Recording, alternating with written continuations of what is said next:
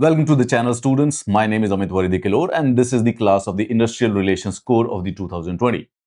Just to remind some of you people, हमारा EPFO का exam आने वाला है और ईपीएफओ के सिलेबस में एक टॉपिक होता है which is called as the industrial relations and the labour laws. Now अगर आप अब ईपीएफओ की प्रिपरेशन कर रहे हो तो देयर आर टू सेक्शंस. एक तो हमारे जो ये मेजर लेबर कोड हैं, they are 4 in number, total 4 हैं. इनसे कम क्वेश्चंस आते हैं, ये रीसेंट है. उसके बाद जो पुराने लेबर लॉज होते हैं, those are actually, well to be more precise, there are at least 30 in number. लेकिन उसमें से हमें मिनिमम जो है 10 जो इंपॉर्टेंट वाले हैं उनको अच्छी तरह से करना है, एंड 5 जो कि सेकंड सब इंपॉर्टेंट है उनको अच्छी तरह से करना है. The rest of them we can actually leave. So in all जो भी ईपीएफओ की प्रिपरेशन कर रहा है, when it comes to labour laws, उसको अप्रोक्सीमेटली ये करीब 20 लेबर लॉज को स्टडी करना है. नाउ हमने जो पहले वाला लेक्चर था उसके अंदर द कोड ऑन वेजेस 2019 इसको कंप्लीट कर लिया है. Today we will do this second code, industrial relations of the 2020. अगर अभी भी समझ में नहीं आया तो मैं आपको बताता हूं कि हमारे देश में बहुत सारे से लेबर लॉज हैं, जैसे कि factories act, payment of gratuity act, maternity benefit act, contract labour act.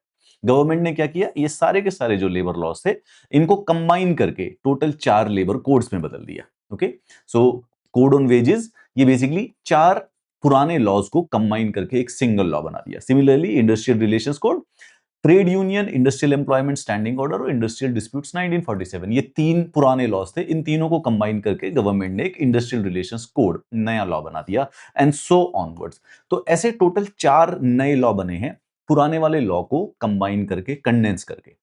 लेकिन ईपीएफओ के एग्जाम में हमें दोनों पढ़ने हैं. जो नए वाले लॉज हैं हमें इनको भी पढ़ना है और जो पुराने वाले लॉज हैं हमें उनको भी पढ़ना है. द रीजन इज दिस कि ये चारों के चारों बने हैं पुराने वालों को हटा के, लेकिन ये अभी तक फुली इंप्लीमेंट नहीं किए गए हैं. Okay, so they are the new one, they are the recent, they are the current. तो इस पे क्वेश्चंस आते हैं, बट क्योंकि पुराने वाले भी अभी एप्लीकेबल हैं तो इसीलिए उस पर भी क्वेश्चंस आते हैं. Right, so we will do this industrial relations code. छोटे छोटे हैं, मतलब कि अगर आप इन दोनों को प्रिपेयर करना चाहें तो it will take half an hour for each, मतलब कि 2 से 2.5 घंटे में हम ये चारों की चारों चीजों को पढ़ सकते हैं. Now there are obviously notes available for it. अगर हम उसको डायरेक्टली पूरे गजेट से पढ़ेंगे so that is a long, वो 56 पेजेस का नोट्स है. मतलब कि जो इंडस्ट्रियल रिलेशंस कोड है, it will be more than 50 pages. Obviously we can not go that deep. तो मैंने इसके लिए स्पेसिफिकली सारे के सारे रिलेशंस, जो भी जितने भी लॉज हैं, इन सब के जो नोट्स हम प्रिपेयर कर रहे हैं, ये जो नोट्स हैं ये आपको ऑटोमेटिकली मिल जाएंगे. Automatically in the sense, this is a Telegram channel that we have. हमारा ये टेलीग्राम चैनल है. It is literally titled EPFO 2025, मतलब कि इसका जो हैंडल है वो भी ईपीएफओ 2025 है. तो अगर आप चाहें तो इमीडिएटली इसको ज्वाइन कर लीजिए. यहाँ पे सारे के सारे जो लेबर लॉज है, okay okay, hold on for a second, that's my dog, that's not my dog, that's a wallpaper dog, nevertheless. हाँ, सो या, so you will be and you shall be able to get all of these notes in that telegram channel. आप जो classes join करना चाहते हो वो भी basically उसी टेलीग्राम चैनल पे मैंने लिंक दे रखा है. अगर सारी क्लासेस ज्वाइन करके पढ़ना चाहते हो, पूरी की पूरी प्रिपरेशन करना चाहते हो ईपीएफओ के, you can also do that. तो नेवरदलेस आज का हमारा पर्पस है ये इंडस्ट्रियल रिलेशंस कोड ऑफ 2020 को पढ़ना. बहुत ही सिंपल सा, सरल सा कोड है. Will actually do this in detail as soon as possible. आइए चलिए देखते हैं क्या बताता है. इसका पर्पस क्या था, हमने पुराने वाले जो ट्रेड यूनियन, एम्प्लॉयमेंट कंडीशंस जो होती हैं और इंडस्ट्रियल डिस्प्यूट के जो सेटलमेंट के जो 3 एक्ट थे उनको कंसोलिडेट करके एक सिंगल एक्ट के अंदर बदल देना. एक सिंपल सा पर्पस था, यानी कि जो इंडस्ट्रियल जो वर्कर्स होते हैं और जो एम्प्लॉयर होते हैं उनके बीच में पीस बनी रहे, और जो हमारे गवर्नमेंट की जो जो इंडिया की कंट्री की इकोनॉमिक एक्टिविटीज हैं वो जितनी भी कम डिस्टर्ब हो उतनी बेहतर, और जब डिस्प्यूट हो जाए तो उसका सॉल्यूशन अच्छी तरह से इजीली हो जाए. Now it was based on the recommendation of the second national commission on the labour. उन्होंने ये रेकमेंड किया था कि हमारे देश में बहुत सारे पुराने लॉज हैं, मल्टीपल लॉज होने की वजह से जो लीगल इश्यूज हैं वो कॉन्स्टेंटली ज्यादा बढ़ते रहते हैं, तो उन सबको स्ट्रीमलाइन करके आपको उनको कंसोलिडेट कर देना चाहिए. Hence it was done. 2020 में ये वाला लॉ बन के तैयार हुआ था, गवर्नमेंट ने इसको बना दिया है. 3 लॉ है. The trade unions act of 1926, the Industrial Employment Standing Orders Act of 1946, and the Industrial Disputes Act of 1947. This makes a single, एक सिंगल लॉ बना दिया, द इंडस्ट्रियल रिलेशंस कोड. देखिए यहाँ पे अगर आप इसको याद करने के लिए आसानी चाहिए, so this is very easy. इसको एंड यू हैव टू, मतलब लकीली कभी कभी इजी क्वेश्चन भी आ जाता है. So this industrial relations code यानी कि ये एक लॉ है जिसके अंदर ये पुराने वाले 3 लॉ इंक्लूड कर दिए गए हैं. So what was in trade unions and industrial employment standing orders और इंडस्ट्रियल डिस्प्यूट्स एक्ट में, ये सारी की सारी चीजें अब इन तीनों लॉ में नहीं, रादर इंडस्ट्रियल रिलेशंस कोड में होती हैं. अच्छा, सिंपल सा है. ट्रेड यूनियन एक्ट 1926 वो वाले प्रोविजंस देता था जिससे कि भी ट्रेड यूनियंस बनेंगी कैसे, कौन बना सकता है और उनकी क्या पावर्स होती हैं अगर बन जाए तो। Similarly industrial employment standing orders. अब स्टैंडिंग ऑर्डर्स क्या होते हैं? हर एक कंपनी जो एक सर्टेन अमाउंट ऑफ लोगों को एम्प्लॉय करती है, लेट्स से कि 1000 लोगों को एम्प्लॉय करती है, वो अपने फैक्ट्री फ्लोर पे कुछ रूल्स लिख के रखती है ताकि वो किसी प्रकार से वर्कर्स को एक्सप्लॉइट ना कर सके। मतलब कि स्टैट्यूटरी, मतलब लीगल रिस्पॉन्सिबिलिटी है कि फैक्ट्री के फ्लोर पे कुछ रूल्स फॉलो किए जाएं। उनको स्टैंडिंग ऑर्डर्स कहा जाता है। तो हर एक कंपनी को अपने स्टैंडिंग ऑर्डर्स बनाने पड़ते हैं गवर्नमेंट के अकॉर्डिंग, ताकि वो सबको पता रहे, वर्कर्स को भी पता रहे कि उसको बेसिकली किस प्रकार से एक्सप्लॉइट नहीं किया जा सकता। And industrial disputes act of 1947, अगर भाई वर्कर्स स्ट्राइक पे चले गए हैं, कोई प्रॉब्लम है, उनको गलत फायर कर दिया गया है, एम्प्लॉयर की तरफ से प्रॉब्लम है या वर्कर्स की तरफ से कोई प्रॉब्लम है, how do you solve them? तो जनरली ये तीनों काम, ट्रेड यूनियन के काम और जो कंपनी पे जो स्टैंडिंग ऑर्डर्स रखे जाते थे, स्टैंडिंग ऑर्डर्स बनाने का जो काम था, और जो डिस्प्यूट्स होते थे, इनके लिए तीन डिफरेंट लॉ थे। Now from here onwards there is only one which is called as the industrial code of the 2020। ठीक है, ऑब्वियसली टोटल ये चार किए गए थे। ये कोड ऑन वेजेस ये हमने कर लिया है, एक कोड ऑन सोशल सिक्योरिटी है, and there is an occupational safety health and working conditions, जो कि दूसरे लॉज को मर्ज करके बनाया गया है।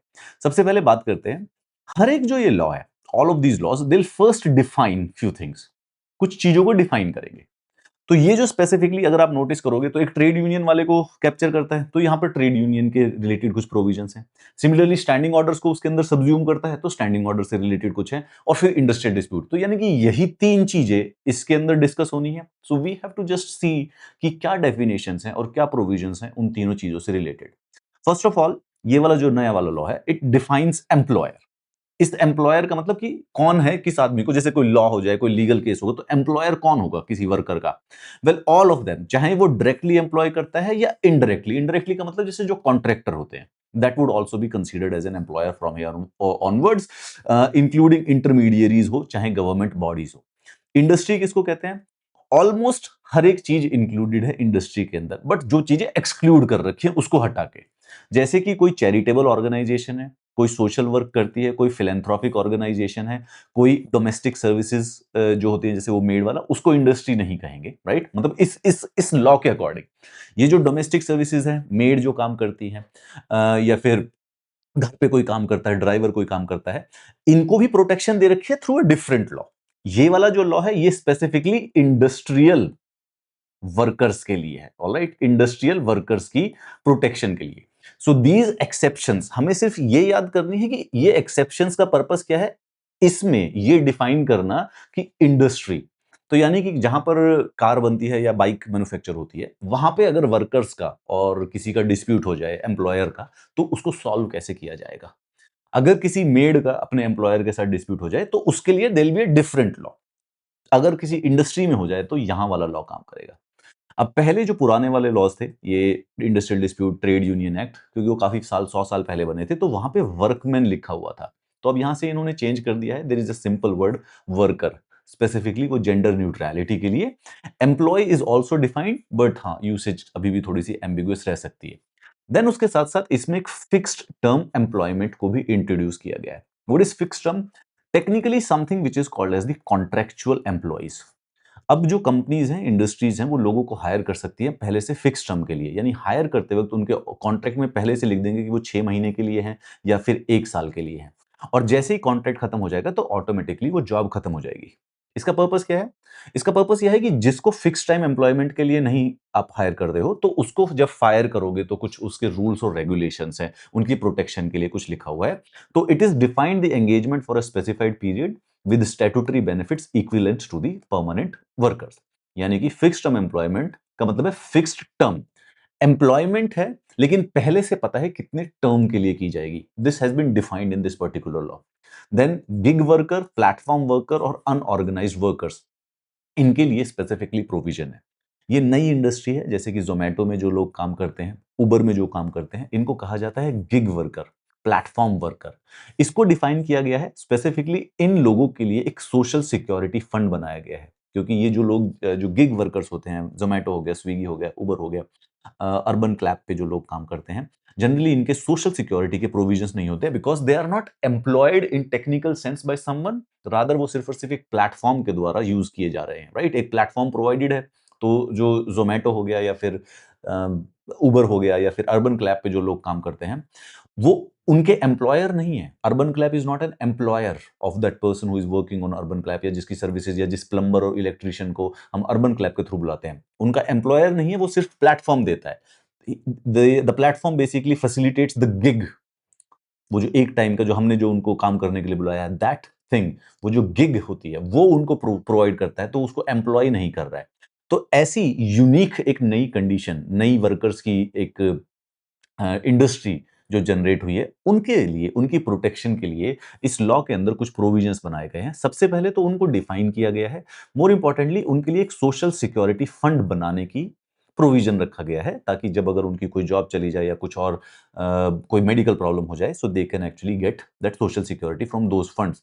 इस सोशल सिक्योरिटी फंड्स में गवर्नमेंट भी कंट्रीब्यूट करेगी और जो ये प्लेटफॉर्म होंगे इनको भी कंट्रीब्यूट करना पड़ेगा। Then there is an industrial dispute. इसमें जो भी इंडस्ट्रियल डिस्प्यूट, मतलब कि किसी को डिस्चार्ज कर दिया, डिसमिस कर दिया, रिट्रेंच कर दिया, टर्मिनेट कर दिया, इन सब वर्ड्स का जो मीनिंग है विल एक्चुअली जस्ट सी। तो वो डिस्प्यूट को सॉल्व कैसे किया जाए ना, सबसे पहले बात करते हैं ट्रेड यूनियंस की, ठीक है। तो what is exactly the trade unions और उसको किस प्रकार से आप रजिस्टर करवा सकते हो। तो किसी भी इंडस्ट्री में अब एक रूल बनाया गया है कि अगर 7 मेंबर मिनिमम या फिर 10% of the workforce, right. So but this is a straightforward thing. Minimum members either 7 members or 10% of the workforce. मतलब कि अगर आपको कोई ट्रेड यूनियन बनानी है तो कम से कम 7 लोग तो चाहिए ही चाहिए। Generally speaking 10% is the criteria. तो फॉर एग्जांपल लेट्स से कि देयर इज 500 एम्प्लॉइज हैं किसी इंडस्ट्री में और उनको एक ट्रेड यूनियन बनानी है, तो कम से कम नहीं तो मिनिमम 50 लोगों को इकट्ठे जुड़ के वो ट्रेड यूनियन बनानी पड़ेगी। रजिस्ट्रेशन कराने के लिए 7 लोग तो चाहिए ही चाहिए। इससे कम लोग अगर रजिस्ट्रेशन करवाने जाएंगे तो वो रजिस्ट्रेशन जो है वो रिजेक्ट हो जाएगी। This is how you form a trade union. Registered union जो होती है वो एक कॉर्पोरेट बॉडी बन जाती है, उनके लीगल राइट्स होते हैं एंड परपेचुअली कंटिन्यू रहते हैं, यानी कि उनके मेंबर हट जाएंगे लेकिन कोई नए मेंबर जुड़ के उसको कंटिन्यू कर सकते हैं। एग्जिस्टिंग यूनियंस, जितने भी यूनियंस ये लॉ इंप्लीमेंट होने से पहले एग्जिस्ट करते हैं, they would be deemed registered, माने जाएंगे, but must conform executive constitution and rules alignment with the code. तो जो ट्रेड यूनियन का जो खुद का संविधान है और जो बेसिकली उनके रूल्स हैं वो इस कोड के अकॉर्डिंग अलाइन करें, बट कोड इंप्लीमेंट होने से पहले जितनी भी ट्रेड यूनियन बन चुकी है वो ऑफिशियली ऑटोमेटिकली रजिस्टर मानी जाएंगी। गवर्नमेंट रिकॉग्नाइज करेगी, सेंट्रल गवर्नमेंट अगर चाहे तो किसी ट्रेड यूनियन को, फेडरेशन को सेंट्रल यूनियन और स्टेट ट्रेड यूनियन की तरह भी रिकॉग्नाइज कर सकती है depending on the importance. Concept of the negotiating union and the negotiating council. अब एक इमेजिन कीजिए एक बड़ी कंपनी जैसे कि मारुति सुजुकी की तरह, वहां पे उसमें 10,000 से ज्यादा एम्प्लॉइज हैं, ठीक है, there are more than 10,000 employees. Trade unions का पर्पस क्या होता है? ट्रेड यूनियंस का पर्पस होता है कि जरूरत पड़ने पे वो वर्कर्स के बिहाफ पे मैनेजमेंट से नेगोशिएट कर सकें वर्क आवर्स के बारे में, सैलरी के कॉन्सेप्ट में। बट सपोज कीजिए कि 10,000 लोगों के एक ऑर्गेनाइजेशन में 5 ट्रेड यूनियन बन गई है, separate separate trade union, north trade union, south trade union, एक में 1,000 मेंबर है, एक में 2,000 है, एक में 3,000 है। तो मैनेजमेंट के साथ कौन सी ट्रेड यूनियन जो है वो नेगोशिएट करेगी? How do you do that, how do you solve that? So ये जो सॉल्यूशन है ये उसके लिए है कि एक सिंगल ट्रेड यूनियन होगी जो कि बेसिकली नेगोशिएशन के लिए मानी जाएगी। एम्प्लॉयर एक रिकॉग्नाइज करेगा एक किसी पर्टिकुलर ट्रेड यूनियन को जो कि सोल नेगोशिएटिंग यूनियन होगी, यानी कि in a big company there can be multiple trade unions in the same organisation, लेकिन एम्प्लॉयर से नेगोशिएट करने के लिए सिर्फ एक ही हो सकती है। जनरली स्पीकिंग ये वो वाली होती है जिसमें 50% से ज्यादा वर्कर्स हो, यानी कि अगर जितने भी टोटल ट्रेड यूनियंस के मेंबर्स हैं, कोई एक ऐसी ट्रेड यूनियन है जो कि 51% से ऊपर की मेंबरशिप लेके बैठी हुई है, तो ये होगी जो बेसिकली नेगोशिएट करेगी। व्हाट हैपेंस अगर किसी की भी 50% ना हो, तो फिर एक नेगोशिएटिंग काउंसिल बनाई जाती है। अगर मल्टीपल ट्रेड यूनियंस हैं और कोई भी सिंगल ट्रेड यूनियन नहीं है जिसकी मेजोरिटी हो, एक में 20% मेंबर है, एक में 15 है, एक में 20, एक में 25 है, एक में 35 है, बट कोई भी 50% से ऊपर नहीं है, तो ऐसे में एक नेगोशिएटिंग काउंसिल फॉर्म की जाती है। ठीक है, negotiating council formed with the representative from the unions having at least 20%। तो जिस भी यूनियन के 20% से ऊपर लोग होते हैं वो एक रिप्रेजेंटेटिव देगी, फिर की दूसरी 20% है ये भी रिप्रेजेंटेटिव देगी, किसी के लेट्स से कि 22% है ये भी अपने रिप्रेजेंटेटिव देगी। ये टुगेदर फिर मिला के एक नेगोशिएटिंग काउंसिल बना देंगे जिसको स्पेसिफिकली बार्गेनिंग राइट्स मिलेंगे। You get the point. दो तरीके हैं, अगर आपकी इंडस्ट्री में ट्रेड यूनियन बनानी है, तो वो जो ट्रेड यूनियन होगी वो नेगोशिएटिंग ट्रेड यूनियन तब बनेगी अगर उसके 51% से ज्यादा मेंबर है। And if in A situation कोई भी 51% नहीं है, किसी के पास भी मेजोरिटी नहीं है, तो एक नेगोशिएटिंग काउंसिल बना दी जाएगी जिसमें सारी की सारी ट्रेड यूनियन अपने रिप्रेजेंटेटिव्स को नॉमिनेट कर सकती है। बट उसकी एक मिनिमम कंडीशन ये है कि एटलीस्ट 20% मेंबर होने चाहिए। अगर पूरी इंडस्ट्री में, पूरे के पूरी ऑर्गेनाइजेशन में एक भी ट्रेड यूनियन ऐसी नहीं है जिसके 20% से ज्यादा लोग हैं, तो फिर बेसिकली वो काउंसिल भी नहीं बनेगी, फिर वो नेगोशिएटिंग ट्रेड यूनियन बन भी नहीं सकती है। At least you have to achieve this minimum condition. Then bargaining rights, जो यूनियन रिकॉग्नाइज हो जाती है उनके पास लीगल राइट्स होते हैं, वो वर्कर के इंटरेस्ट के लिए बार्गेन कर सकते हैं और जो भी अनफेयर लेबर प्रैक्टिसेस होंगी उनके अगेंस्ट डिफेंड कर सकते हैं वर्कर्स को। Financial compliance, they will obviously maintain our, मतलब जो ये ट्रेड यूनियंस होती हैं रन करने के लिए फाइनेंशियल रिकॉर्ड्स, एनुअल ऑडिट्स होते हैं, अपने जो भी सब्सक्रिप्शन और जो डोनेशन, जो भी इनको डोनेशन होता है या फिर कितनी इनकी मेंबरशिप की जो छोटी फीस लगती है, वो सारे के सारे इनको मेंटेन करने पड़ेंगे। Normal situation, consultation on the standing orders, जैसे कि मैंने बताया अभी हम स्टैंडिंग ऑर्डर्स के बारे में पढ़ेंगे। स्टैंडिंग ऑर्डर्स क्या होते हैं? जैसे अगर हम बात करें मारुति सुजुकी की, तो मारुति सुजुकी का जो फ्लोर होगा, अगर वहां पे 1000 लोग काम करते हैं, तो ऑर्गेनाइजेशन को, मारुति सुजुकी को स्टैंडिंग ऑर्डर्स वहां पर लगाने पड़ेंगे। स्टैंडिंग ऑर्डर्स क्या है? काम कितना लंबा चलेगा, क्या वर्कर्स के राइट्स हैं, शिफ्ट कब खत्म होगी, लंच कितना है, ब्रेक कितना है, ऑल दोस डिटेल्स, उनको स्टैंडिंग ऑर्डर्स कहा जाता है। तो वो कंपलसरी होता है कंपनी के लिए लगवाना। तो ये जो स्टैंडिंग ऑर्डर्स बनते हैं, इसमें कंपनी की जो मैनेजमेंट है स्टैंडिंग ऑर्डर्स बनाती है, गवर्नमेंट का एक रिप्रेजेंटेटिव इसको सर्टिफाई करता है, एंड जो ये ट्रेड यूनियन होती है they also needs to be consulted. So employer को कंसल्ट करना पड़ता है रिकॉग्नाइज्ड यूनियंस के साथ या नेगोशिएटिंग काउंसिल के साथ बिफोर डिफाइनिंग कि ये स्टैंडिंग ऑर्डर्स क्या चलेंगे उस कंपनी के अंदर। Employment conditions and the standing orders, applicability threshold and the mandatory. ये स्टैंडिंग ऑर्डर्स किस इंडस्ट्री को, किस कंपनी को बनाने हैं? वेल, ऐसे एस्टेब्लिशमेंट जहां पर 300 से ज्यादा काम करते हैं लोग। पहले वाले जो पुराने वाले जो स्टैंडिंग ऑर्डर्स का जो पुराना एक्ट था जिसको ये सब्ज्यूम कर रहा है, उसमें एटलीस्ट 100 होने चाहिए थे, उसको बढ़ा के कर दिया है 300। यानी कि एक ऐसी ऑर्गेनाइजेशन जहां पे सिर्फ 250 एम्प्लॉय काम करते हैं, उनको स्टैंडिंग ऑर्डर्स को सर्टिफाई नहीं करवाना पड़ता। सिर्फ वही ऑर्गेनाइजेशन जहां पे 300 से अधिक लोग काम करेंगे, उनको एक स्टैंडिंग ऑर्डर्स बनाने हैं और वो स्टैंडिंग ऑर्डर्स बेसिकली सर्टिफाई भी करवाने पड़ते हैं गवर्नमेंट से। गवर्नमेंट की पावर है कि सेंट्रल या स्टेट गवर्नमेंट चाहे तो इस थ्रेशोल्ड को बढ़ा सकती है, ये 300 वाले को कम नहीं कर सकती, इससे ज्यादा कर सकती है। तो स्टेट गवर्नमेंट कर सकती है कि 400 से ज्यादा को चाहिए या 500 से ज्यादा को चाहिए, लेकिन उससे नीचे नहीं हो पाएगी।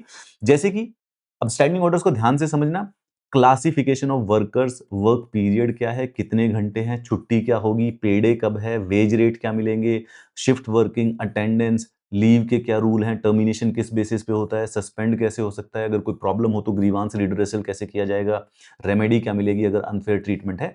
These are all called as the standing orders. तो ये बना के कंपनी को मतलब फ्रीली पब्लिकली फ्लोर पे रखने पड़ते हैं, मतलब कि ये एक प्रकार से लीगल डॉक्यूमेंट बन जाता है। तो कोई छोटा वर्कर है, 10,000 रुपए 12,000 रुपए में जो काम करता है, फ्लोर पे काम करता है, फैक्ट्री में काम करता है, उसको कैसे पता चलेगा उसके राइट्स क्या है? तो गवर्नमेंट ने ये एक्ट बना रखा है स्टैंडिंग ऑर्डर्स का, कि भाई ऐसी कोई भी कंपनी जहां पे 300 से ज्यादा एम्प्लॉय हो, वो ये सारी की सारी चीजें लिख के रखे।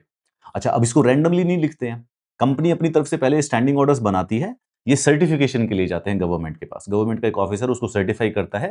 ट्रेड यूनियन भी इसके अंदर, अगर ट्रेड यूनियन उस कंपनी में है तो ट्रेड यूनियन के साथ भी कंसल्टेशन होती है, and then they basically allow it. No longer required to adhere to standing orders if the employee strength falls below threshold. अब अगर सपोज कीजिए कि कोई कंपनी है जिसमें 310 थे, तो वो स्टैंडिंग ऑर्डर्स बना देगी, लेकिन किसी पर्टिकुलर रीजंस की वजह से स्लो डाउन आ गया तो 20 लोग हट गए या 30 लोग हट गए और उनके एम्प्लॉय हो गए 270 या 280। नाउ अर्लियर, इन पुराने वाले स्टैंडिंग ऑर्डर्स वाला जो एक्ट था उसमें लॉ था कि एक बार 300 से ऊपर क्रॉस करो तो अब परमानेंटली स्टैंडिंग ऑर्डर्स फॉलो करने हैं। What this new law says is that कि एक बार अगर स्टैंडिंग ऑर्डर्स 300 से ऊपर अप्लाई कर दिए, लेकिन अगर लोग एम्प्लॉय वापस कम हो गए, तो फिर तुमको स्टैंडिंग ऑर्डर से एडहियर नहीं करना पड़ता, you can actually change them.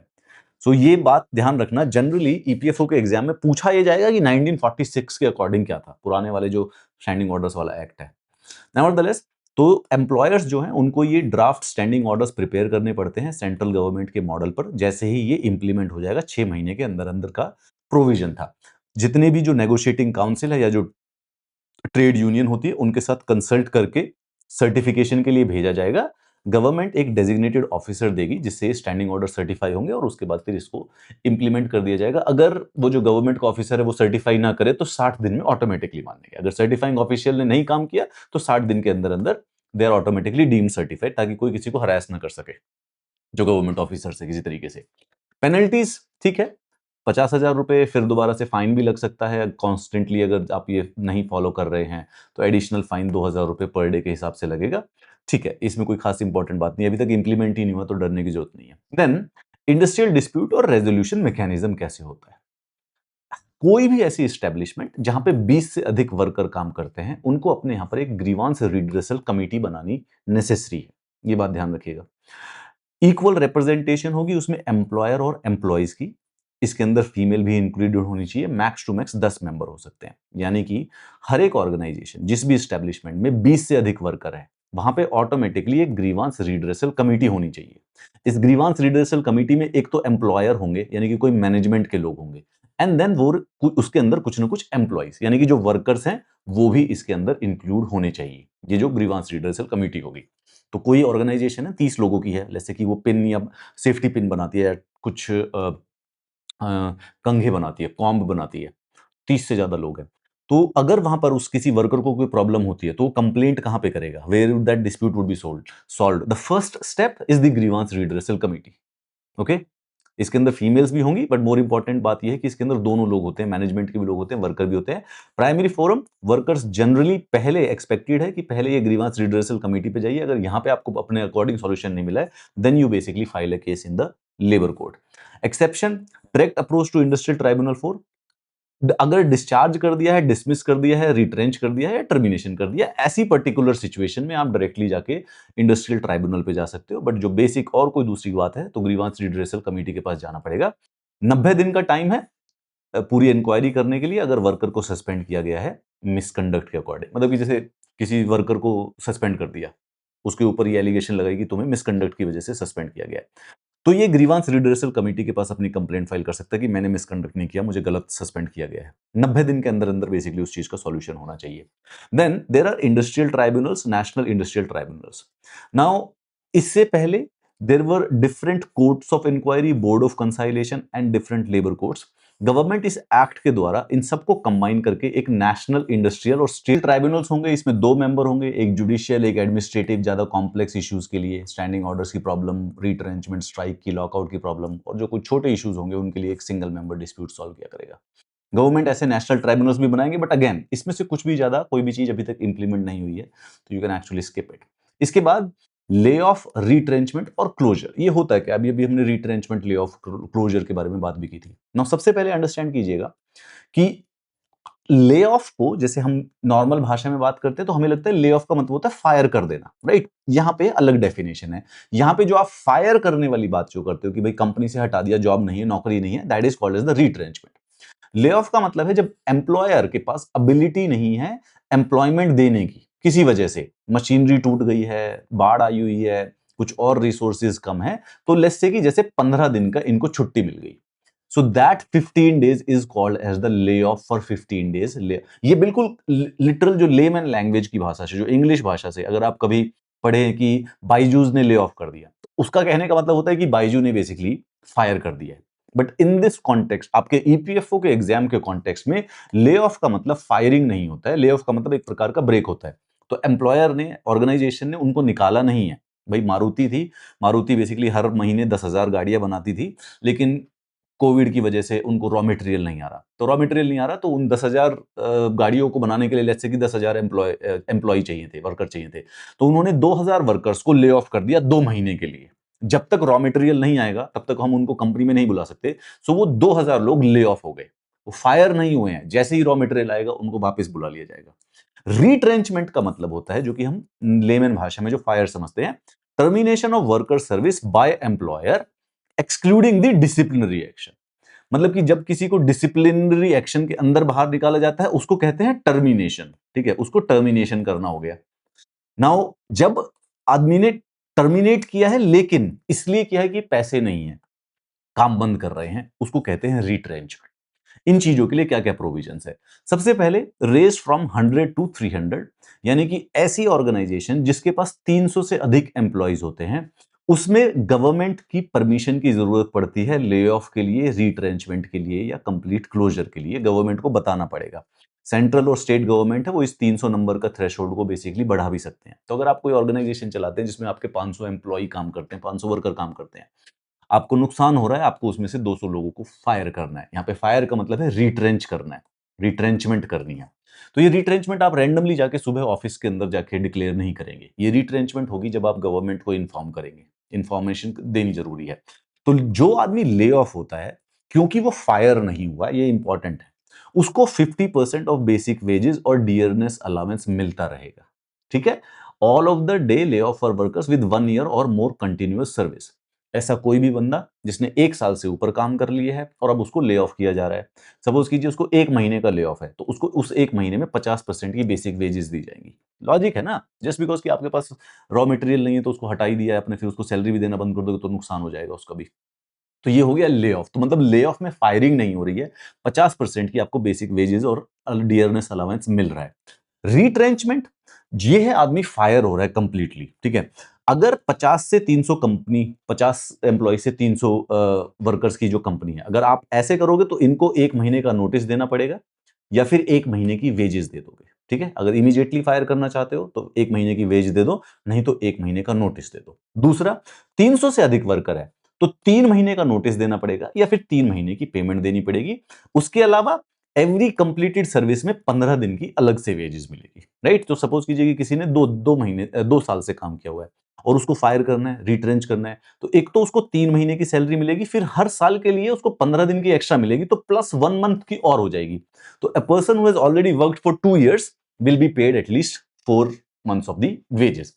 Re-employment, एक प्रोविजन दे रखा है कि अगर ये कंपनी जिन्होंने अभी रिट्रेंचमेंट की है, अगर ये अगले 1 साल में किसी को वापस हायर कर रही है, तो जनरली स्पीकिंग जो रिट्रेंच हुए थे उनको थोड़ी सी प्रायोरिटी दी जाएगी। कंपनी कभी कभी स्कैम भी कर सकती है ना, उन्हें कुछ एम्प्लॉयज निकालने थे 100, उनको लगा कि ये ट्रेड यूनियन के एम्प्लॉयज हैं, इन 100 को रिट्रेंच कर दिया, और फिर पता चला 2 महीने बाद फिर दोबारा से उन्होंने वैकेंसी निकाली हुई है और वो नए लोगों को हायर कर रहे हैं। तो यहाँ पे गवर्नमेंट ने कहा कि एम्प्लॉयर को प्रायोरिटाइज करना पड़ेगा रिट्रेंच वर्कर्स को ही रीएम्प्लॉयमेंट के लिए, अगर अगले विद इन 1 ईयर वो लोग हायर करने लग रहे हैं तो। लॉजिक है, ताकि कोई स्कैम ना कर पाए। ठीक है, रीस्किलिंग फंड, ये रिट्रेंच एम्प्लॉयज को बेसिकली सपोर्ट करने के लिए बनाया जा रहा है। नाउ अभी तक बना नहीं है, ये सिर्फ और सिर्फ प्रोविजन दिया गया है कि जनरली जब भी कोई आदमी रिट्रेंच होगा तो उस एक बंदे के लिए 15 दिन की उसकी वेजेस जो होंगी वो बेसिकली उस रीस्किलिंग फंड में कंट्रीब्यूट की जाएंगी। किसके द्वारा? एम्प्लॉयर के द्वारा। तो सपोज कीजिए कि भाई मेरी कंपनी है, मैंने 10 लोगों को रिट्रेंच कर दिया, 10 लोगों को हटा दिया, तो इन 10 लोगों की जो भी सैलरी थी उसके 15 दिन की सैलरी मैं एक फंड में डाल दूंगा, रीस्किलिंग फंड। ये जो रीस्किलिंग फंड होगी ये इन एम्प्लॉइज के लिए यूज होगी। ये 15 डेज की वेजेस डायरेक्टली वर्कर्स के अकाउंट में जाएंगे विदाउट 45 डेज ऑफ द रीट्रेंचमेंट, जिसको ये यूज कर सकते हैं रीस्किल करने के लिए। Now the thing is that कि क्या इसका एग्जैक्ट पर्पस क्या है, इसको कैसे मैनेज करेंगे, इसकी लायबिलिटी किसके पास है, इस पे गवर्नमेंट ने अभी तक कोई रूल्स एंड रेगुलेशन नहीं दिए। पर जस्टिन के हिसाब से पूछ लिया जाए कि भाई ये रीस्किलिंग फंड नाम की कोई चीज एग्जिस्ट करती है। वेल, इंडस्ट्रियल कोड ऑफ 2020 के अंदर ये एक नई चीज इंट्रोड्यूस की है, इसकी कोई नोटिफिकेशन या इसके कोई रूल्स नहीं आए हैं अभी तक। So that is about to, मतलब ये इस मतलब इसकी इसका जो क्वेश्चन है एमसीक्यू है वो बस इसी प्रकार से लिमिटेड रहेगा। देन लॉजिकली बात करें तो 3 जो मेजर लेबर लॉज हैं इंडस्ट्रियल रिलेशंस को स्ट्रीमलाइन करने के लिए एक सिंगल इंडस्ट्रियल कोड बना दिया है 2020 का। Introduces new definitions, employer, industry, worker, fix term, gig और प्लेटफॉर्म, इन सब के लिए नई डेफिनेशन दे दी गई है इनको डिफाइन करने के लिए। सिमिलरली जो स्टैंडिंग ऑर्डर्स है और जो ले ऑफ है, रिट्रेंचमेंट है, इनके लिए थ्रेशोल्ड बता दिए गए। स्टैंडिंग ऑर्डर्स वो कंपनी दे, उस कंपनी के लिए नेसेसरी है जिसको 300 एम्प्लॉयज हैं जिनके ज्यादा, राइट। रिट्रेंचमेंट करने के लिए अगर 300 से अधिक किसी ऑर्गेनाइजेशन के अंदर एम्प्लॉय है तो उसको रिट्रेंचमेंट के लिए गवर्नमेंट को इन्फॉर्म करना पड़ेगा, रैंडमली नहीं कर सकते। किसी का ले ऑफ हो रहा है तो उसको 15 दिन की जो सैलरी होगी वो 50% ऑफ जो पेमेंट होगी वो उसको करनी पड़ेगी। सिमिलरली ग्रीवांस रिड्रेसल कमेटी बनेगी। अगर ग्रीवांस रिड्रेसल कमेटी पे काम नहीं हुआ तो लेबर कोर्ट में जा सकते हैं। उसके बाद इंडस्ट्रियल ट्राइब्यूनल्स बनाए जाएंगे। इंडस्ट्रियल ट्राइब्यूनल्स नेशनल भी होंगे और स्टेट वाले भी होंगे। ट्रेड यूनियन की जो रिकॉग्निशन का प्रोसेस है और जो कलेक्टिव बार्गेनिंग के मैकेनिज्म्स है वो भी डिफाइन किए गए हैं। नाउ ये चीजों को अंडरस्टैंड करने के बाद हम इसको पूरा का पूरा डिटेल में पढ़ेंगे यहां से। This is what our class notes of the industrial relations are. ध्यान से पढ़िए, एक बार जरा देखना स्टार्ट करते हैं, ठीक है। तो सबसे पहले इंडस्ट्रियल रिलेशंस कोड जो है 2020 का, ये तीनों के तीनों फाउंडेशनल जो सेंट्रल लेबर लॉज हैं इनको करता है रिप्लेस, ठीक है, कोई बड़ी बात नहीं है। ट्रेड यूनियंस नेम ही बता रहा है, पहले ट्रेड यूनियंस की रजिस्ट्रेशन, उनके राइट्स क्या होते हैं उसको डिफाइन किया करता था। Employment standing order same thing, क्या वो एम्प्लॉयमेंट जो इंडस्ट्रियल एस्टेब्लिशमेंट होती है उसमें स्टैंडिंग ऑर्डर्स बनाने का क्या प्रोसेस है, किस बेसिस पे बनते हैं वो बताता है। और इंडस्ट्रियल डिस्प्यूट्स, अगर कंपनी में किसी प्रकार का डिस्प्यूट हो जाता है, स्ट्राइक होती है, लॉकआउट होता है, ले ऑफ होता है, रिट्रेंचमेंट होती है, तो उसको बेसिकली सॉल्व कैसे किया जाएगा, ये सारी की सारी चीजें बनाने के लिए यहाँ पे ये डिफाइन करने की बात कोशिश करते हैं। एक स्पेशल खास बात यह है कि वर्कमैन जो पहले वर्ड यूज किया करते थे उसको हटा के अब सिर्फ और सिर्फ वर्कर, क्योंकि वर्कमैन में वर्क फीमेल भी तो, वर्क वुमेन भी तो होती है, तो उसके लिए हटा के एक जेंडर न्यूट्रल वर्ड यूज करना स्टार्ट कर दिया है, वर्कर। ये जेंडर सेंसिटिविटी के जो लॉज हैं ये ऑलमोस्ट सारे के सारे लॉज के अंदर इस समय इंक्लूडेड है। इसी लॉ के अंदर गिग वर्कर, प्लेटफॉर्म वर्कर और अनऑर्गेनाइज्ड वर्कर्स को भी बेसिकली डिफाइन कर दिया गया है, राइट। और इनके लिए एक सोशल सिक्योरिटी फंड भी बनाया जाएगा, एस्टैब्लिश किया जाएगा, जिसमें जो ये एग्रीगेटर्स हैं, जो प्लेटफॉर्म होता है, जोमेटो हो गया या स्विगी हो गया, ये सब भी कंट्रीब्यूट किया करेंगे उनके लिए एक सोशल सिक्योरिटी फंड बनाने के लिए। The scope of the industrial dispute has been expanded to include disagreement between an individual worker and an employer, dismissal, retrenchment और टर्मिनेशन। अब यहाँ पे बात करते हैं स्ट्राइक और लॉकआउट, जो कि हमारी पीपीटी में नहीं था, ये इंपॉर्टेंट है यहाँ पे। Now industrial relations code specifically decide करता है स्ट्राइक उस चीज को कहते हैं जब एटलीस्ट 50% ऑफ लोग एक सिंगल डे में काम करने ना आए, ठीक है। सारे के सारे जो एम्प्लॉइज हैं, वर्कर्स हैं, वो कैजुअल लीव पे चले जाएं at least 50% on a particular given day, इस चीज को कहते हैं स्ट्राइक। मतलब this is the definition of the strike which you got to remember it. आपसे सीधा पूछा जाएगा प्रीलिम्स में कि according to industrial code of the 2020 what exactly is a strike. बल्कि आप खुद भी सोचिए स्ट्राइक होती क्या है। बल्कि in theory and in legal, at least जब 50% से भी ज्यादा लोग कैजुअल लीव पे चले जाएं एक पर्टिकुलर सिंगल डे पे, that would be considered as a strike. एक मैंडेटरी 14 दिन का नोटिस देना पड़ता है स्ट्राइक के लिए और लॉकआउट के लिए। मतलब कि ये लॉ के अंदर लिख दिया गया है कि रैंडमली स्ट्राइक, जैसे कल सुबह स्ट्राइक नहीं कर दोगे, the workers have to give a notice.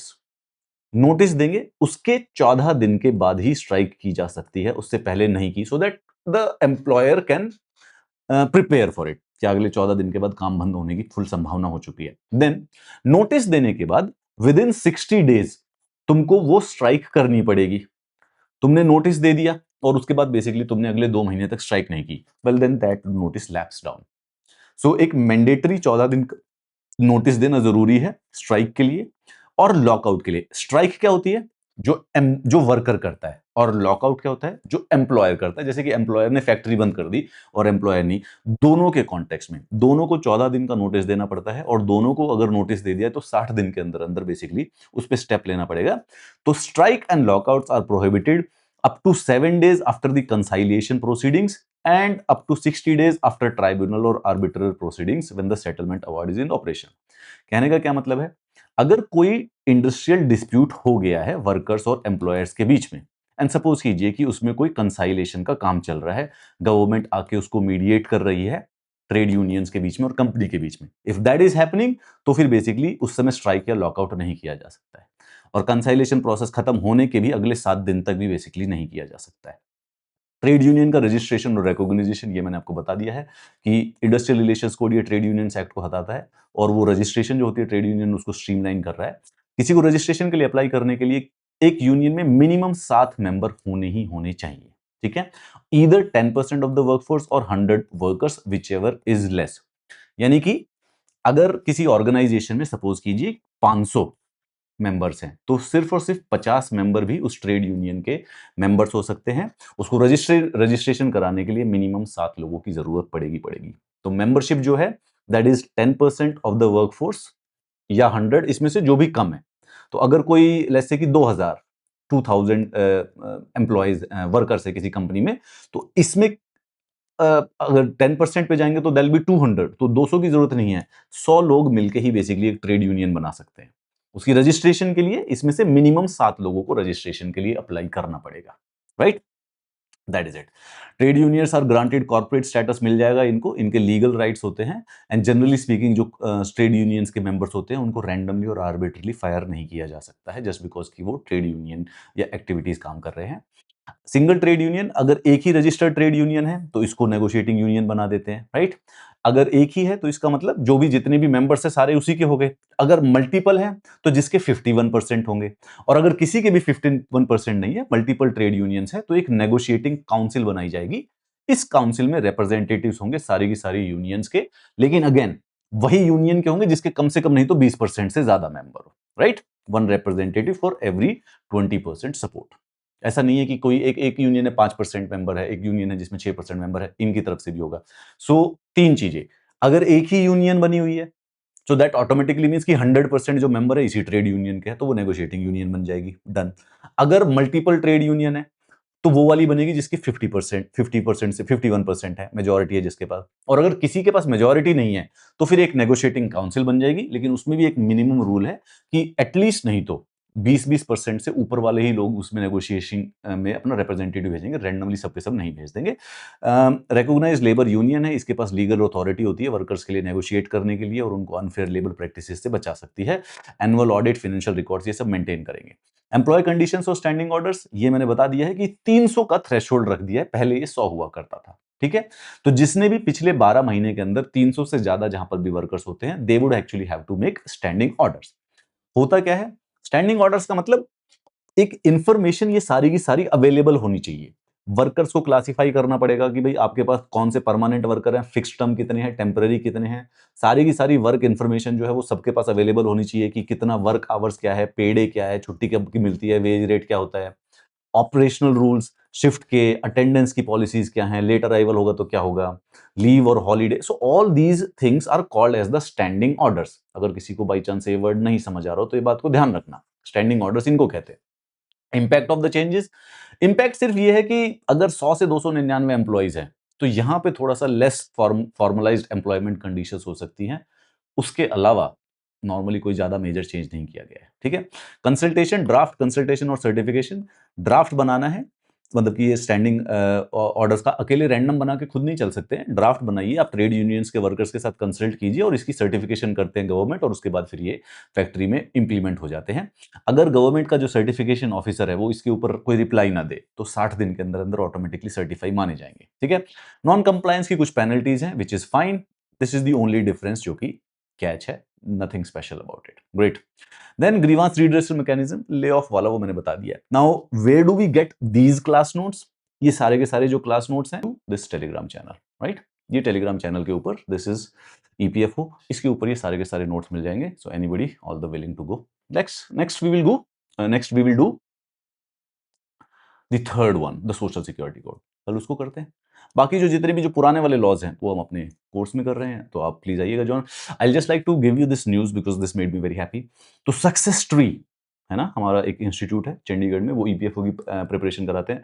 तो हमने उनसे बात की थी, so they have, thank you very much God, they are ready to provide all the support which we need. तो हमारे जितने भी सब्जेक्ट्स हैं, इंडस्ट्रियल रिलेशंस, लेबर लॉ और पॉलिटी और हिस्ट्री, ये तो मैं करवाई दूंगा, और बाकी जितने भी सारे के सारे सब्जेक्ट्स हैं वो सक्सेस ट्री के द्वारा कराए जाएंगे। मतलब कि हमारे पास थोड़े से रिसोर्सेज जो थे कम थे, अब हमने उनको उनसे हेल्प के लिए, बेसिकली नॉट इवन कोऑर्डिनेशन, उनसे हेल्प के लिए मांगा, and they were very happy to say कि यार जब इतने स्टूडेंट्स हो गए हैं सो दे अग्रीड। तो मतलब अब हमारे पास पूरी की पूरी टीम हो गई है, ईपीएफओ की हमारी प्रिपरेशन अच्छी की जा सकती है। कोई और क्वेश्चन हो तो ये यहाँ पे, इधर क्या नाम है, ये जो क्या होता है, ये कमेंट सेक्शन में मुझे बता दें।